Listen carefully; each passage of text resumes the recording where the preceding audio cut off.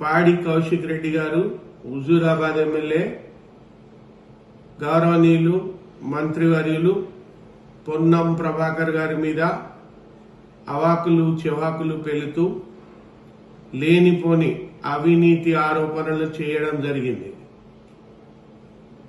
పాడి కౌశిక్ రెడ్డి గారు తెలుసుకోవాల్సిన విషయం ఏంటంటే, పొన్నం ప్రభాకర్ గారి రాజకీయ జీవితంలో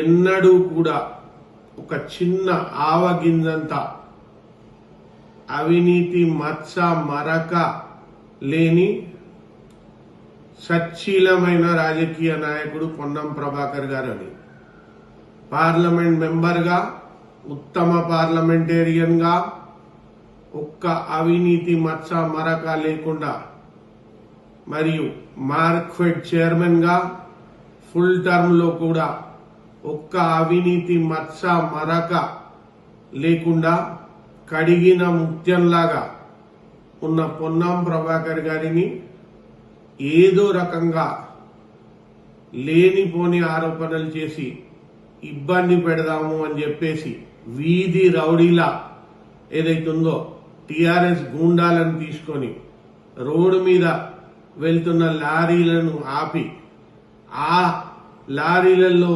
ఓవర్లోడ్ ఉంది అని చెప్పేసి అదేదైతుందో పొన్నం ప్రభాకర్ గారికి అంటగట్టే ప్రయత్నం చేయడం, మీడియాలో పెద్దగా అది ప్రతిబింబించే లాగా చేయడం అత్యంత దురదృష్టకరం.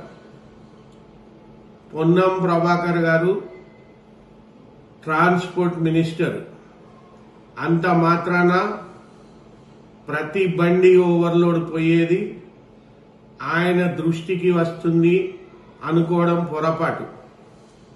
ఓవర్లోడ్ బండి ఉంటే తప్పకుండా అధికారులు దానికి బాధ్యత వహిస్తారు.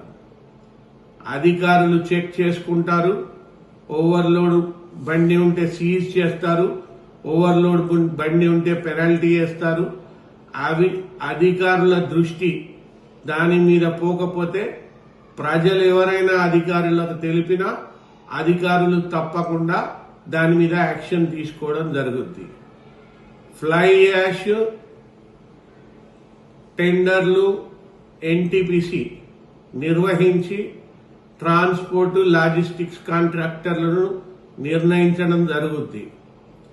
నేషనల్ హైవేలకు fly ash free of cost supply చేయడం ఆనవాయితీ.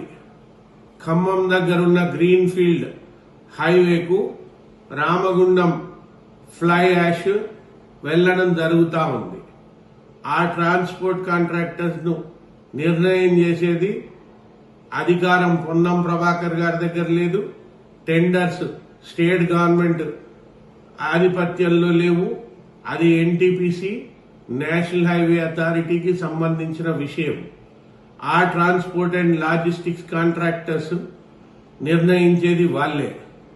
వాళ్ళు తీసుకెళ్లే ఆ ఫ్లై యాష్ లో నిజంగానే ఓవర్లోడ్ వెళ్తుంది అని అంటే ఏదైతుందో అక్కడ లోడింగ్ తప్పిదం చేసిన వాళ్ళని కానీ ఎన్టీపీసీ వాళ్ళు లేక విజిలెన్స్ వాళ్ళు యాక్షన్ తీసుకుంటారు. ట్రాన్స్పోర్ట్ జరుగుతున్నప్పుడు బళ్లల్లో ఓవర్లోడ్ జరుగుతుంటే అధికారులు దానికి తగిన విధంగా ఏదైతుందో వాళ్ళ దృష్టికి వచ్చినప్పుడు వాళ్ళు చెక్ చేసి పట్టుకున్నప్పుడు తప్పకుండా బళ్ళు సీజ్ చేయడం గాని పెనల్టీలు వేయడం గాని జరుగుద్ది. అధికారుల దృష్టికి రాజకీయ నాయకులు గాని ప్రజలు గాని తీసుకొస్తే కూడా అధికారులు అప్రమత్తమై ఇమీడియట్ గా యాక్షన్ తీసుకోవడం జరుగుతుంది. ఇంత మాత్రం దానికి కౌశిక్ రెడ్డి గారు వీధి రౌడీలా వీధిలో నాట్యం చేస్తూ మీడియా వాళ్లతో ఏదైతుందో అవాకులు చివాకులు పేలుతూ కడిగిన ముత్యం సచ్చీలమైన పొన్నం ప్రభాకర్ గారిని ఏదో దీంట్లో అవినీతి ఆయన చెయ్యి ఉందన్నట్టుగా ముద్రించి మాట్లాడి అదంతా ఏదైతుందో మీడియాలో ప్రచురితమయ్యేటట్టుగా చేసి ఒక వికృత ఆనందం పొందడం జరుగుతూ ఉంది. నేను ఈరోజు కౌశిక్ రెడ్డి గారికి కాంగ్రెస్ పార్టీ తరఫున కాంగ్రెస్ పార్టీ కార్యకర్తలు లీడర్లందరి ద్వారా చెప్తున్నాను, ఖబర్దార్ కౌశిక్ రెడ్డి, నీ నోరు అదుపులో పెట్టుకుంటే నాలుక చీరేస్తాం. పొన్నం ప్రభాకర్ గారు ఆయన జీవితంలో ఎన్నడూ ఒక్క చిన్న అవినీతి మచ్చ మరక లేదు.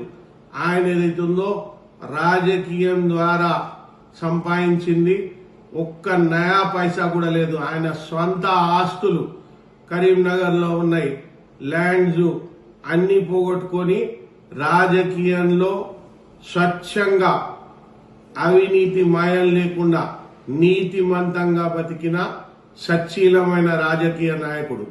నువ్వు ఎమ్మెల్యే కాకముందు నుంచే టిఆర్ఎస్ లో చేసిన అవినీతి దేశమంతా తెలుసు. నీ వ్యవహార శైలి దేశమంతా తెలుసు.